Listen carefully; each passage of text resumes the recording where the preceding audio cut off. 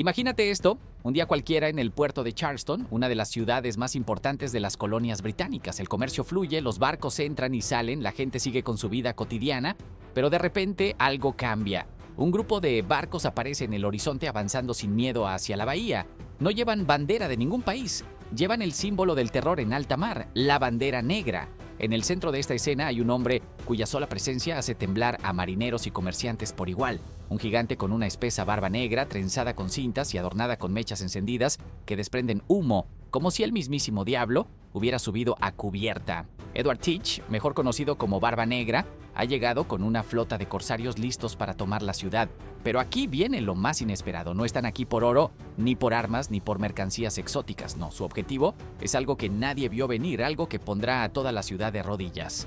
Barba Negra va a paralizar Charleston y hacerla pagar por su libertad, de la forma más impredecible posible. Si creías que los piratas solo atacaban barcos en alta mar, prepárate porque esta es la historia de uno de los bloqueos más audaces y extraños de la historia de la piratería. El escenario detrás de la batalla. A principios del siglo XVIII, Charleston era una de las ciudades más importantes de las colonias británicas en América del Norte. Ubicada en Carolina del Sur, su puerto era un punto clave para el comercio con barcos que llegaban desde Europa, el Caribe y otras partes de las colonias británicas. Aquí se intercambiaban productos como algodón, tabaco, madera y arroz. Además de bienes manufacturados traídos desde Inglaterra, esta prosperidad convirtió a Charleston en una ciudad próspera, pero también en un blanco codiciado por enemigos y criminales en busca de riquezas. En ese momento, el mundo estaba en plena era dorada de la piratería. Tras la Guerra de Sucesión Española, que terminó en el año 1713, cientos de marineros desempleados comenzaron a dedicarse a la piratería. Algunos eran antiguos corsarios que habían sido contratados por las potencias europeas para atacar barcos enemigos durante la guerra, pero cuando el conflicto terminó, quedaron sin trabajo y sin una fuente de ingresos estable. Muchos de estos hombres decidieron seguir atacando navíos, pero ya no en nombre de un rey, sino por su propia cuenta. El Caribe y la costa atlántica de las colonias británicas se convirtieron en zonas infestadas de piratas, desde bases secretas en las Bahamas, las costas de Cuba e incluso en pequeñas islas del Atlántico. Los piratas acechaban a las embarcaciones mercantes que transportaban riquezas hacia Europa. Atacaban rápido, tomaban todo lo que podían y desaparecían antes de que los barcos de guerra pudieran reaccionar. Las autoridades británicas intentaban combatir este problema con patrullas navales y con la implementación de leyes más severas contra la piratería. Sin embargo, la realidad era que muchos colonos en Charleston y otras ciudades comerciaban con piratas de forma clandestina. Al final, para los comerciantes, un producto barato era un producto barato, sin importar de dónde viniera. Y muchos gobernadores, lejos de perseguir a los piratas, los protegían a cambio de sobornos o favores. En medio de todo esto, había un hombre cuyo nombre generaba terror en cualquier puerto del Atlántico, Edward Teach, mejor conocido como Barba Negra. Para el año 1718, este pirata ya se había forjado una reputación legendaria. Su apariencia aterradora con su enorme barba negra trenzada y adornada con mechas encendidas lo hacía parecer una figura salida del mismísimo infierno. Se decía que era despiadado con sus enemigos, pero también un estratega brillante que siempre encontraba la forma de salirse con la suya. Para un hombre como Barba Negra, Charleston representaba una oportunidad única. Su puerto era uno de los más importantes de la región, estaba repleto de riquezas y lo más importante, era una ciudad que dependía completamente del comercio marítimo. Un ataque bien ejecutado no solo le traería un enorme botín, sino que demostraría al mundo entero que ni siquiera una ciudad tan próspera como Charleston estaba a salvo de la furia de los piratas.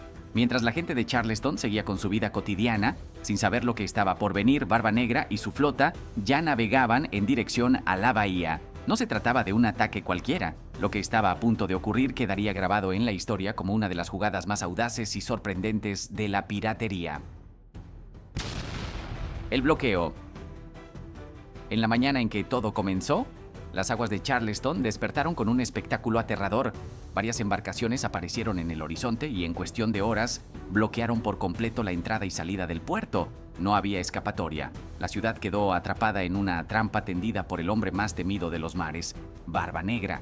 La flota del pirata consistía en al menos 4 barcos, con su imponente buque insignia, el Queen Anne's Revenge, liderando el ataque. Se posicionaron estratégicamente en la desembocadura del puerto, asegurándose de que ningún barco pudiera entrar ni salir sin su autorización. Cualquier embarcación que intentara escapar sería capturada de inmediato, y eso fue exactamente lo que sucedió. En los primeros días del bloqueo, Barba Negra y sus hombres apresaron al menos 8 barcos mercantes que intentaban entrar a la ciudad. No importaba el tamaño ni la bandera que portaban. Cualquier nave que se cruzara con la flota pirata era abordada. Los tripulantes eran capturados y encadenados mientras que la mercancía era revisada minuciosamente. Lo más impresionante era que, en lugar de saquear de inmediato los barcos capturados, los piratas los mantenían intactos como si tuvieran un plan más grande en mente. Dentro de la ciudad, el pánico comenzó a extenderse. Charleston dependía completamente del comercio marítimo para abastecerse de alimentos, productos y medicinas. Con el puerto bloqueado, los colonos sabían que si la situación se prolongaba, podrían quedarse sin suministros esenciales. La gente observaba desde la orilla con miedo e impotencia cómo los piratas dominaban la bahía sin que nadie pudiera hacer nada al respecto. Mientras tanto, en los barcos capturados, Barba Negra hacía gala de su brutalidad. Las tripulaciones eran sometidas y cualquier acto de resistencia era castigado sin piedad. Se dice que algunos marineros fueron colgados en los mástiles como advertencia para quienes intentaran desafiar a los piratas. Sin embargo, lo más desconcertante era que Barba Negra no pedía rescate ni exigía un pago inmediato. Durante varios días simplemente mantuvo el control del puerto, generando un clima de incertidumbre en la ciudad. Las autoridades de Charleston estaban paralizadas. La ciudad no contaba con una fuerza naval lo suficientemente fuerte como para enfrentarse a la flota pirata. Además, no había tropas disponibles que pudieran organizar una defensa efectiva. Lo único que podían hacer era esperar y tratar de entender qué quería realmente Barba Negra. El bloqueo continuó durante casi una semana. Ningún barco podía entrar ni salir sin el permiso del pirata, y la incertidumbre aumentaba con cada día que pasaba. La tensión en la ciudad era insoportable. Comerciantes y marineros temían que en cualquier momento los piratas decidieran atacar directamente Charleston y saquear la ciudad. Pero Barba Negra tenía otros planes. No estaba ahí solo por riquezas o por venganza. Lo que quería era algo que nadie hubiera imaginado, algo que tomaría a todos por sorpresa y pondría de rodillas a la ciudad sin necesidad de disparar un solo cañón. Los rehenes y la petición sorprendente. Después de días de incertidumbre, finalmente quedó claro cuál era el verdadero objetivo de Barba Negra. No estaba ahí solo para robar mercancías o saquear la ciudad. Su plan era mucho más audaz y completamente inesperado. Para asegurar su dominio sobre Charleston, tomó una decisión que aterró a todos: capturar rehenes. Entre los barcos que habían sido apresados durante el bloqueo, había varios ciudadanos importantes de Charleston. Comerciantes, marineros y hasta algunos personajes influyentes de la ciudad fueron llevados a bordo del Queen Anne's Revenge. A diferencia de otros ataques piratas donde se exigía un rescate en oro o joyas, Barba Negra hizo una demanda que dejó a todos atónitos. No pidió cofres llenos de riquezas ni cargamentos de mercancía exótica. Lo único que exigió a las autoridades de Charleston fue un lote de medicinas. El gobernador de Carolina del Sur, Robert Johnson, no podía creer lo que estaba escuchando. La ciudad estaba bajo el dominio de uno de los piratas más peligrosos del mundo, y en lugar de exigir fortunas en oro o plata, pedía remedios. Aunque la petición parecía extraña, había una lógica detrás. Los piratas pasaban largas temporadas en alta mar, donde las enfermedades eran comunes y podían diezmar a la tripulación. Tener acceso a un buen suministro de medicinas era tan valioso como cualquier tesoro. Las autoridades de Charleston se enfrentaban a una situación imposible. No podían permitir que Barba Negra se quedara con el control del puerto por más tiempo, pero tampoco tenían los recursos para enfrentarlo militarmente. Intentar resistirse a sus demandas solo pondría en peligro a los rehenes y a toda la ciudad. Con pocas opciones decidieron aceptar el trato. Un grupo de enviados fue asignado para recoger las medicinas y entregarlas a los piratas. Sin embargo, el proceso no fue inmediato. Barba Negra quería asegurarse de que no hubiera engaños, por lo que mantuvo a los rehenes bajo estricta vigilancia mientras sus hombres esperaban la entrega del rescate. Durante días, los ciudadanos capturados permanecieron prisioneros a bordo del Queen Anne's Revenge, sin saber si serían liberados o ejecutados si algo salía mal. Mientras tanto, en Charleston la tensión era insoportable. La población estaba dividida entre quienes querían ceder rápidamente a las exigencias del pirata y quienes temían que cumplir con sus demandas solo los haría más vulnerables a futuros ataques. Los comerciantes, desesperados por recuperar sus barcos y mercancías, presionaban al gobernador para que resolviera la situación lo antes posible. Después de varios días de incertidumbre, la ciudad finalmente entregó las medicinas. En cuanto Barba Negra recibió lo que había pedido, cumplió su palabra. Los rehenes fueron liberados, algunos de ellos con signos evidentes de maltrato, pero vivos. Acto seguido, los piratas soltaron los barcos capturados y levantaron el bloqueo. Sin disparar un solo cañón, Barba Negra había conseguido lo que quería y había humillado a una de las ciudades más importantes de las colonias británicas. El ataque a Charleston no solo consolidó la reputación de Barba Negra como un genio de la piratería, sino que también dejó una huella imborrable en la historia de la ciudad. Nunca antes un pirata había tomado el control de un puerto tan grande de una forma tan meticulosa, y aunque Charleston intentó olvidar aquel episodio, la sombra de Barba Negra seguiría rondando por mucho tiempo. El desenlace y el impacto. Con el rescate pagado y los rehenes liberados, Barba Negra y su flota desaparecieron en el horizonte, dejando a Charleston en un estado de humillación y desconcierto. Sin haber disparado un solo cañón contra la ciudad, había logrado someterla por completo, paralizando su comercio, secuestrando a sus ciudadanos más influyentes y forzando a las autoridades a cumplir con su demanda. Pero el verdadero impacto de este evento no se sintió solo en Charleston, sino en toda la región y en la historia de la piratería. Para los comerciantes y políticos británicos, el bloqueo de Charleston fue una llamada de atención. Hasta ese momento, la piratería había sido vista como una molestia constante, pero no como una amenaza que pudiera someter ciudades enteras. El ataque de Barba Negra demostró lo contrario. Si un solo pirata podía controlar uno de los puertos más importantes de las colonias británicas, ¿qué impediría que otros siguieran su ejemplo?